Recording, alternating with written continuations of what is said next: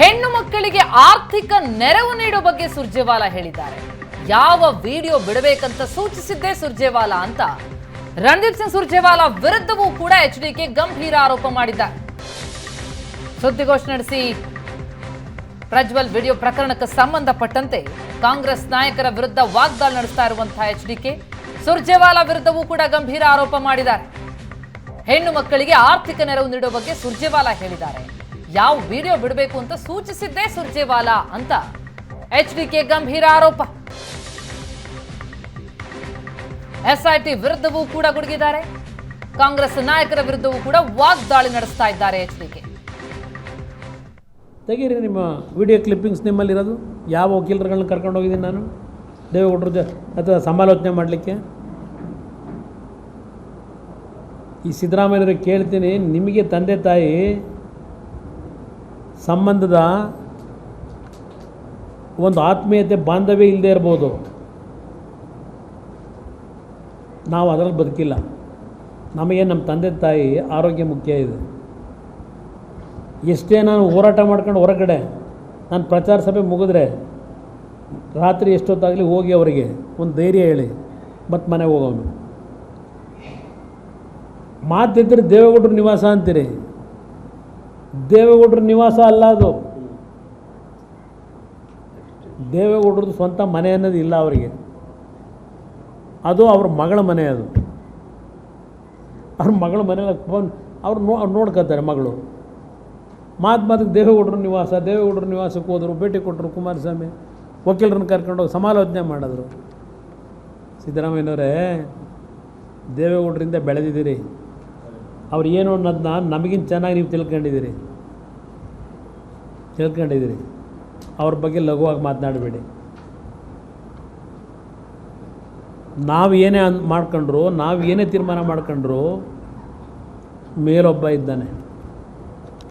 ಅಂತಿಮ ತೀರ್ಪು ಅವನು ಕೊಡ್ತಾನೆ, ಮೇಲಿರೋನು. ಇದನ್ನು ನಂಬಿ ಬಂದಿರೋರು ನಾವು. ಅದಕ್ಕೆ ನಾನು ರಾಜ್ಯದ ಜನತೆಗೆ ಹೇಳ್ತೇನೆ, ಇವತ್ತು ನಡೀತಿರ್ತಕ್ಕಂಥ ಈ ಒಂದು ಘಟನೆಗಳೇನಿದೆ, ಈ ಸರ್ಕಾರದಿಂದ ಯಾವುದೇ ಕಾರಣಕ್ಕೂ ಇವರು ನ್ಯಾಯವನ್ನು ಯಾರಿಗೂ ಕೊಡಲ್ಲ. ಇವ್ರಿಗೆ ಬೇಕಾಗಿರೋದು ಪ್ರಚಾರ. ಇವ್ರಿಗೆ ಬೇಕಾಗಿರೋದು ನರೇಂದ್ರ ಮೋದಿಯವರ ಆಡಳಿತವನ್ನು ಇವತ್ತು ತೆಗಿಲಿಕ್ಕೆ ಈ ಪ್ರಕರಣವನ್ನು ಕ್ರೋಢೀಕರಿಸ್ಕೊಂಡು ಅಲ್ಲೆಲ್ಲೋ ಡೈಲಿ ಗದ್ದಿಗೆ ಹಿಡಿಯೋಕ್ಕೆ ಅವರಿಗೆಲ್ಲ ಗೊತ್ತಾಯ್ತಿದೆ. ಅದೆಂಥದ್ದು 1 ಲಕ್ಷ ಅದೆಂಥದ್ದು ಯುವಕರಿಗೆ ಕೊಡ್ತೀವಿ, 1 ಲಕ್ಷ ಹೆಣ್ಣು ಮಕ್ಳಿಗೆ ಕೊಡ್ತೀವಿ, ಇದು ಯಾವುದೋ ಅಲ್ಲಿ ಯಾಕೋ ವರ್ಕೌಟ್ ಆಯ್ತಿಲ್ಲ ಅಂತೇಳಿ ಈ ಸಬ್ಜೆಕ್ಟ್ ಇಟ್ಕೊಂಡು ಹೊರಟವ್ರೆ. ಆದರೆ ನಾನು ಇದನ್ನು ಲಘುವಾಗಿ ಹೇಳಲ್ಲ. ಈ ಸಬ್ಜೆಕ್ಟ್ನ ಯಾವುದೇ ಕಾರಣಕ್ಕೂ ಲಘುವಾಗಿ ನಾನು ಪರಿಗಣಿಸಲ್ಲ. ಯಾರೇ ತಪ್ಪು ಮಾಡಿದರೂ ಶಿಕ್ಷೆ ಆಗಬೇಕು ಅಂತಕ್ಕಂಥದ್ದು ಈಗಲೂ ನಾನು ಒತ್ತಾಯ ಮಾಡ್ತೀನಿ. ಇದರಲ್ಲಿ ನಾನು ರಾಜಿಗೆ ಒಳಗಾಗಲ್ಲ. ಇದು ನನ್ನ ಭಾವನೆ, ನನ್ನ ಪಕ್ಷದ ಭಾವನೆ, ನನ್ನ ಪಕ್ಷದ ತೀರ್ಮಾನ ಇದು. ಅದರಿಂದ ಇವತ್ತು ಯಾತಕ್ಕೆ ನಾನು ನಿಮ್ಮನ್ನು ಇವತ್ತು ಕರೆದಿದ್ದೇನೆ ಅಂದರೆ, ಇಲ್ಲಿ ಏನು ನಡೀತಾ ಇದೆ ಕೊಡಿ, ಇದೆಲ್ಲ ಇದೆಯಲ್ಲ, ಯಾತಕ್ಕೆ ಕರೆಸಿದ್ರಿ ನೀವು ದೇವರಾಜೇಗೌಡನ್ನ? ದೂರವಾಣಿ ಮುಖಾಂತರ ಯಾತಕ್ಕೆ ನೀವು ಪ್ರಯತ್ನ ಪಟ್ರಿ? ದೇವರಾಜೇಗೌಡರ ಅವಶ್ಯಕತೆ ನಿಮ್ಗೆ ಯಾಕೆ ಬಂತು? ಅವ್ರ ಮೇಲೆ ಯಾತಕ್ಕೆ ಈಗ ಅದೆಂಥದ್ದು ಅವ್ರ ಮೇಲೆ ಈ CD ಬಿಟ್ಟರು ಅಂತ ಹೇಳಿ ಎಂಥದ್ದು ಪೆನ್ ಡ್ರೈವ್ನ ಈ ಕೇಸ್ ಮಾಡಬೇಕು ಅಂತ ಯಾಕೆ ಹೊರಟಿದ್ದೀರಿ? ಇದು ಆ SIT ಅಂತಕ್ಕಂಥದ್ದು. ನಾನು ಅಧಿಕಾರಿಗಳಿಗೂ ಹೇಳ್ತೇನೆ, ನಾನು ಈಗಲೂ ಹೇಳ್ತೇನೆ, ಸಾರ್ವಜನಿಕವಾಗಿ ಪಾರದರ್ಶಕವಾದಂಥ ತನಿಖೆ ಮಾಡಿ. ಯಾವುದೇ ಒಂದು ಒತ್ತಡಗಳಿಗೆ ಮಣಿಬೇಡಿ ಅಂತಕ್ಕಂಥದ್ದು ಹೇಳ್ತೀನಿ. ಯಾರ್ಯಾರು ಯಾವ ರೀತಿ ನಡ್ಕೋತಾ ಇದ್ದೀರಿ ಅಂತಕ್ಕಂಥದ್ದು ನನಗೆ ಮಾಹಿತಿ ಬರ್ತಿದೆ ಕಾನೂನು ಬಾಹಿರವಾಗಿ, ನೀವು ಅಧಿಕಾರಿಗಳಾಗಿದ್ಕೊಂಡು.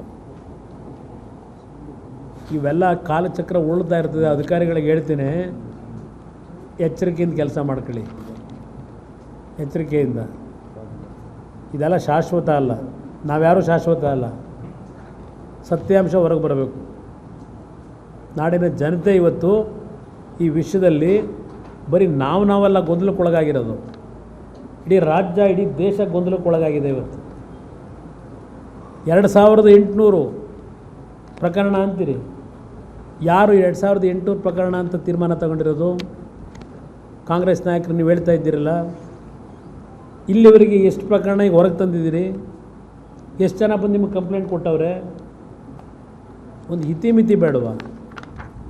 ಒಂದು ನಂಬಿಕೆಗೆ ಅರ್ಹವಾದ ರೀತಿಯಲ್ಲಾದರೂ ನಿಮ್ಮ ಮಾತಿರಬೇಕಲ್ವ, ಸ್ಟೇಟ್ಮೆಂಟ್ಗಳು?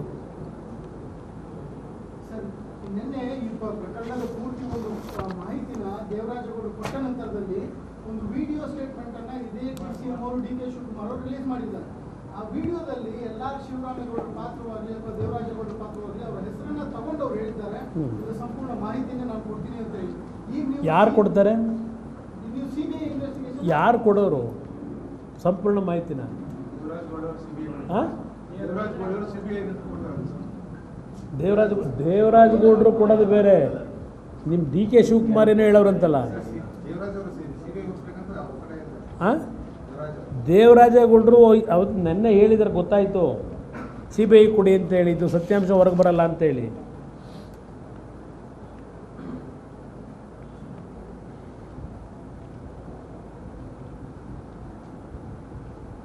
ಸರ್, ಇಡೀ ಸರ್ಕಾರದ ಪೊಲಿಟಿಕಲ್ ಕಾನ್ಸ್ಪಿರಸಿ ಇದೆ ಕೇಸಲ್ಲಿ. ದೇವೇಗೌಡರ ಕುಟುಂಬವನ್ನ ಒಂದು ರೀತಿ ಇಕ್ಕಟ್ಟಿಗೆ ಸಿಕ್ಕುವಂತ ಪ್ರಯತ್ನ ಆಗ್ತಿದೆ ಅಂತ ಅನ್ಸುತ್ತೆ.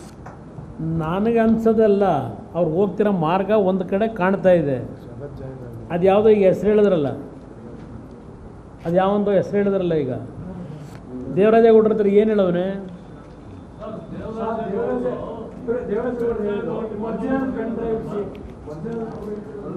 ನಾನು ಹೇಳ್ತಾ ಇರೋದು ಇಲ್ಲಿ ಹೇಳಿದ್ರಲ್ಲ, ದೇವೇಗೌಡರ ಕುಟುಂಬ ಸರ್ವನಾಶ ಮಾಡಬೇಕು ಅನ್ನೋದು ಕಾನ್ಸ್ಪಿರೇಷನ್ ಅಂತ ಹೇಳಿ. ಇದು ಆಗಲೇ ಆ ದೇವರಾಜೇಗೌಡರು ಪೆನ್ ಡ್ರೈವಲ್ಲಿ ನೆನ್ನೆ ಹೇಳಲಿಲ್ವಾ? ಇಲ್ಲಿ ಯಾರು ಯಾವಾಗ ಏನು ಹೇಳವ್ರೆ? ಯಾವಾಗ ಹೋಗಿದ್ರಂತೆ? ನೋಡಿದ್ರ ಪ್ರೆಸ್ ಮೀಟ್? ಇಲ್ಲ ಇಲ್ಲ ಇಲ್ಲ. ಯಾವ ಪೆನ್ ಡ್ರೈವ್ ತಗೊಂಬಂದವ್ರಂತ ನನ್ನ ಹತ್ರ ಹೇಳಿ. ಹಾಂ, ಹೇಳಿ. ನೋಡ್ರಿ, ಪೆನ್ ಡ್ರೈವಿನ ಸಬ್ಜೆಕ್ಟ್ ನನ್ನ ಮುಂದೆ ಏನಾದರೂ ಬಂದಿದ್ದರೆ ನಾನು ಯಾವುದೇ ಕಾರಣಕ್ಕೂ ಪ್ರಜ್ವಲ್ ರೇವಣ್ಣಿಗೆ ಟಿಕೆಟ್ ಕೊಡೋ ಪ್ರಶ್ನೆನೇ ಬರ್ತಿರಲಿಲ್ಲ. ದೇವೇಗೌಡರೆಲ್ಲ ಯಾರೇ ಹೇಳಿದ್ರು ಟಿಕೆಟ್ ಕೊಡ್ತಿರಲಿಲ್ಲ ನಾನು. ಒಂದು ನಿಮಿಷ, ಒಬ್ಬೊಬ್ಬರು ಕೇಳಿ ಬಿಡದೆ. ಹಾಂ, 2023 ಏನೋ ವಿಜೇಂದ್ರ ಯಾರು ಎಲ್ಲಿ ವಿಜೇಂದ್ರ? ಒಂದೇ ಹೇಳಿ. ಪತ್ರಿಕಾ ಪ್ರಕಟಣೆ ಮಾಡಿದ್ರು, ಪ್ರೆಸ್ ಮೀಟ್ ಮಾಡಿ ಹೇಳಿದ್ರು. ಅದಾದ ನಂತರ ಅವರು ವಿಜೇಂದ್ರ ಪತ್ರ ಬರೆದಿದ್ರು. 1979 ವಿಡಿಯೋದೆ ಅಂತ ಉಲ್ಲೇಖ ಮಾಡಿದ್ರೆ ದೇವರಾಜೇಗೌಡರು ಪತ್ರದಲ್ಲಿದ್ದ ವಿಷಯ. ಒಂದು ಯಾವುದು ನನ್ನ ಗಮನಕ್ಕೆ ವಿಜೇಂದ್ರ ಅವ್ರಿಗೆ ಪತ್ರ ಬರೆಯೋಕ್ಕೂ ನನಗೂ ಸಂಬಂಧ ಏನು ಗೊತ್ತಿಲ್ಲ. ನನಗೆ ಗೊತ್ತಿಲ್ಲ, ನನಗೆ ಆ ವಿಷಯವೇ ಗೊತ್ತಿಲ್ಲ. 2900 ಪ್ರಕರಣ ಅಂತ ಅವ್ರು ಹೇಳೋರಾ?